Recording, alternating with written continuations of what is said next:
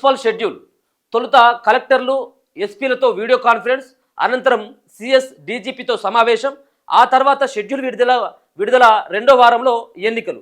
ఇక షెడ్యూల్ విడుదల అంటే ఇవాళ 27వ తారీఖు, ఏదైతే ఈ రోజు నుంచే కోడ్ అమల్లోకి వచ్చేటువంటి అవకాశం కనబడతా ఉన్నది. ఎప్పుడు ఎన్నికలు ఉండబోతా ఉన్నాయి? రెండో వారంలోగా ఎన్నికలు. అంటే ఇది ఊహాగానమైనట్టు అయినప్పటికీ వాళ్ళు స్పష్టత ఈ షెడ్యూల్లో స్పష్టంగా ఉంటుంది. ఎప్పుడు నామినేషన్లు, ఎప్పుడు విత్డ్రా, ఎప్పుడు వాటిని పరిశీలిస్తారు, ఎప్పుడు ఉపసంహరణకు టైం ఉంటుంది అనేది ఈరోజు తెలుస్తుంది. దాంట్లో భాగంగానే రెండో వారం లోపట్నే ఎన్నికలు పూర్తయిపోతాయి.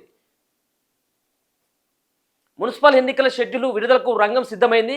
మంగళవారం ఎన్నికల షెడ్యూల్ విడుదల చేసేందుకు రాష్ట్ర ఎలక్షన్ కమిషన్ ఏర్పాట్లు పూర్తి చేసింది. వచ్చే నెల రెండో వారంలో ఎలక్షన్స్ జరగనున్నాయి. ఇందుకు అవసరమైన ఏర్పాట్లను ఎస్సీసీ జిల్లా యంత్రాంగం పూర్తి చేశాయి. ఎన్నికల షెడ్యూల్ విడుదల భాగంగా నేడు కలెక్టర్లు, ఎస్పీలతో ఎన్నికల కమిషనర్ రాణి కుముదిని వీడియో కాన్ఫరెన్స్ ద్వారా పరిస్థితిని సమీక్షించనున్నారు. అనంతరం సిఎస్, డీజీపీ, మున్సిపల్ శాఖ కార్యదర్శులతో సమావేశం కానున్నారు. అనంతరం షెడ్యూల్ విడుదల చేయనున్నట్టు సమాచారం. 15 రోజుల్లో ఎన్నికల ప్రక్రియను పూర్తి చేయనున్నారు. 15 రోజుల్లో అంటే ఇవాళ ఎన్నికల షెడ్యూల్ వస్తే 15 రోజుల్లో ఎన్నికలు పూర్తి అయిపోతాయి. అంటే దరిదాపుగా రెండో వారం లోపట్నే 12, 13 తారీఖు లోపట్నే ఎన్నికలు అయిపోతాయి. చైర్మన్లు ఎవరు, మున్సిపల్ చైర్మన్లు ఎవరు, వీళ్ళంతా కూడా వార్డులుగా ఎవరెవరు ఎన్నికలు వాటికి సంబంధించి అయ్యే 2 వారాల్లో తెలిసేటువంటి అవకాశం అయితే కనబడుతుంది. మున్సిపల్ ఎన్నికలు అన్ని రాజకీయ పార్టీలు సిద్ధమైనాయి. అధికార కాంగ్రెస్ సహా బీజేపీ, బీఆర్ఎస్లు ఈ ఎన్నికలను ప్రతిష్టాత్మకంగా తీసుకున్నాయి. పార్టీ గుర్తులపై జరుగుతున్న ఎన్నికలు కావడంతో సత్తా చాటాలని ప్రధాన పార్టీలు ఉవ్విళ్లూరుతున్నాయి. ఈసారి ఏకపక్షంగా గెలవాలని అధికార పార్టీ మంత్రులను రంగంలోకి దింపింది. ఫలితాలు ఎలా వచ్చినా ప్రభుత్వం వారినే బాధ్యులు చేయనుంది. పార్లమెంటు సెగ్మెంట్కు ఒక్కో మంత్రిని ఇన్ఛార్జిగా ప్రభుత్వం నియమించగా ఆదిలాబాద్, పాలమూరు, ఖమ్మం జిల్లాలో ఇప్పటికే సీఎం ఎన్నికల ప్రచారం పూర్తి చేసింది. ఆయన అమెరికా నుంచి రాగానే ఫిబ్రవరి 3 నుంచి మరోసారి జిల్లాల పర్యటనకు వెళ్లనున్నారు. బహిరంగ సభలతో పాటే ప్రచారం సైతం నిర్వహించనున్నారు. పట్టణాల్లో అభ్యర్థుల ఎంపికకు ఇప్పటికే కమిటీలు వేయగా గెలుపు బాధ్యతలను ఇన్ఛార్జి మంత్రులకు అప్పగిస్తూ స్థానిక ఎమ్మెల్యేలు, డీసీసీ అధ్యక్షులను సమన్వయం చేసేటువంటి బాధ్యతలు వాళ్ళకు అప్పగించడం జరిగింది. ఒకవేళ ఈ ఎన్నికలు అన్ని పార్టీలు ప్రతిష్టాత్మకంగా తీసుకున్నటువంటి, ఎందుకంటే పార్టీ గుర్తుపైన జరిగేటువంటి ఎన్నికలు కాబట్టి ఇవన్నీ కూడా రేపు రానున్నటువంటి రోజులలో ఈ చాలా ప్రభావం చూపేటువంటి ఎన్నికలు. ఇక జంపికలు, ఇక బీఆర్ఎస్ పార్టీ ఉమ్మడి జిల్లాల వారీగా సమావేశాలు నిర్వహించింది. కేటీఆర్, హరీష్ రావులు వాటికి హాజరైన్లు. అనంతరం మున్సిపాలిటీల వారీగా ఇన్ఛార్జిని నియమించింది. ఓడిపోయిన ఎమ్మెల్యే అభ్యర్థులకు టికెట్ కేటాయించే బాధ్యతను అప్పగించారు. పార్టీలో నుంచి వెళ్లిపోయిన వారిని గర్వాపాసి పేరుతో వెనక్కి తీసుకొస్తున్నారు. బీజేపీ సైతం మున్సిపల్ ఎన్నికలను ప్రతిష్టాత్మకంగా తీసుకున్నది. బీజేపీ కేంద్ర నాయకత్వం మున్సిపల్ ఎన్నికల కోసం 3 ఇన్ఛార్జీలుగా నియమించింది. వీరు ఇప్పటికే సమావేశం నిర్వహించి సీరియస్గా తమ పని చేసుకుంటూ ముందుకెళ్తున్నారు. కరీంనగర్, నిజామాబాద్ కార్పొరేషన్లపై ఎలాగైనా కాషాయ జెండా ఎగరవేయాలనే పట్టుదలతో వారు ఉన్నట్టు సమాచారం. ఆయా జిల్లాలో పెద్ద ఎత్తున ఇతర పార్టీ నాయకులను బీజేపీలో చేర్చుకుంటున్నారు. ఈ 2 స్థానాలతో పాటు మరికొన్నిటిపైన బీజేపీ ఫోకస్ పెట్టడం జరిగింది. సరే, ఏదేమైనప్పుడు కూడా ఇప్పుడు ఎట్లా ఉండబోతా ఉన్నాయి ఈ ఎన్నికలు అంటే బీజేపీ పార్టీ సరే ఏదేమైనప్పుడు కూడా నాయకుల్లో ఉన్నటువంటి వాళ్ళ సమన్వయ లోపంతో బీజేపీ పార్టీ చతికిల పడతా ఉన్నది. సో కొంత యువత అటువైపు చూస్తున్నప్పటికీ కూడా ఉన్నటువంటి లీడర్లు వాళ్ళని సమన్వయపరచుకోవడంలో చాలా విఫలమవుతున్నట్టుగా తెలుస్తూ ఉంది. బీజేపీ పార్టీకి వచ్చినటువంటి తలనొప్పి అది. ఇక మొన్న జరిగినటువంటి 12,700 పైన గ్రామాలలో ఎన్నికలు జరిగితే వీళ్ళకి వచ్చింది 700-800 సీట్లు మాత్రమే. గతంలో 400 వస్తే ఇప్పుడు 700 వచ్చినాయి. ఇప్పుడు ఈ 700కి వీళ్ళు ఏం చేస్తూ ఉన్నారంటే జబ్బలు జరుచుకుంటున్నారు. మాకు గతం కంటే ఎక్కువ వచ్చింది కాబట్టి పార్టీ బలపడ్డదని.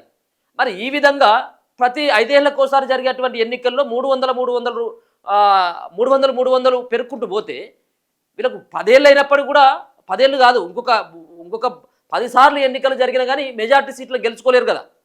అంతే కదా, 300 సీట్లకే 700 సీట్లు మొత్తం కలిపితే పోయినసారి కంటే 300 సీట్లు ఎక్కువ వస్తేనే వీళ్ళు ఆహో ఓహో అని చెప్పేసి అనుకుంటా ఉన్నారు. అయితే ఇప్పుడు ఉన్నటువంటిది మెయిన్గా మున్సిపాలిటీ కానీ ఇక్కడ ఉన్నటువంటి కార్పొరేషన్లో జరిగేటువంటి ఎన్నికలు కానీ అలాగే మున్సిపాలిటీలో జరిగేటువంటి ఎన్నికల్లో బీఆర్ఎస్ వర్సెస్ కాంగ్రెస్గానే ఉంటుంది. ఇది దీంట్లో ఎట్లాంటి అనుమానం కూడా లేదు. సరే, వీటి కోసం అని చెప్పేసి ఒక పక్కన బీఆర్ఎస్ సైతం కూడా మొన్న వచ్చినటువంటి ఫలితాలని వాటి చూపెడుతూ మేము 2 ఏళ్ల కాలంలోనే ప్రభుత్వం పైన ఇంత వ్యతిరేకత ఉన్నది, మేము దరిదాపుగా 40%కు దగ్గరలో మేము మా సర్పంచ్ని గెలుచుకున్నారు, మా పార్టీ మద్దతు తెలిపినటువంటి అభ్యర్థులు అనేది వాళ్ళు కూడా చెప్పుకుంటున్నారు. ఇది రానున్నటువంటి రోజులలో ఇది కాంగ్రెస్ పార్టీకి పెద్ద సవాలైనటువంటి ఎన్నిక. ఇది సరే ప్రతిపక్షంలో ఉన్నటువంటి బీఆర్ఎస్ పార్టీ కంటే అది పెద్దగా ఏం లేదు. గుండు సున్నా వచ్చినప్పుడు కూడా మన జరిగినటువంటి ఎంపీ ఎన్నికలు గుండు సున్నాకి పరిమితం అయిపోయింది. ప్రతిపక్షంలో ఉన్నది కాబట్టి పెద్దగా అది దాన్ని ఎవరు కూడా ఫోకస్ చేయరు. కానీ అధికారంలో ఉన్నటువంటి పార్టీ చతికిల పడ్డట్టు అయితే ఇది పార్టీ భవిష్యత్తుకు చాలా ప్రమాదకరంగా ఉంటుందన్నటువంటి దాంతో ఇప్పటికే కాంగ్రెస్ పార్టీ ఇన్ఛార్జీలను కూడా నియమించడం జరిగింది. సరే ఏదేమైనప్పుడు కూడా ఇలా మున్సిపల్ షెడ్యూల్ రాబోతా ఉన్నట్టుగా తెలుస్తూ ఉన్నది. రెండవ వారంలో ఎన్నికలు జరుగుతాయి. ఇలా ఎన్నికల షెడ్యూల్ ఎప్పుడెప్పుడు ఎన్నికలు ఉండబోతా ఉన్నాయి, వీటిని మరి ఎన్ని విడతల్లో జరపబోతా ఉన్నారు అనేది కూడా తెలుస్తుంది.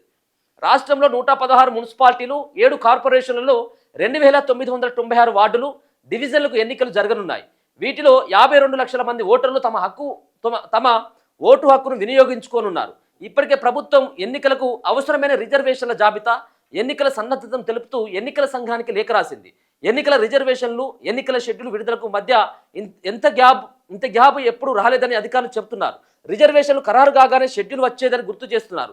ఎక్కువగా గ్యాప్ రావడంతో ఓటరు జాబితా, రిజర్వేషన్లపై కోర్టులో పెద్ద ఎత్తున కేసులు, పిటిషన్లు దాఖలైనవి.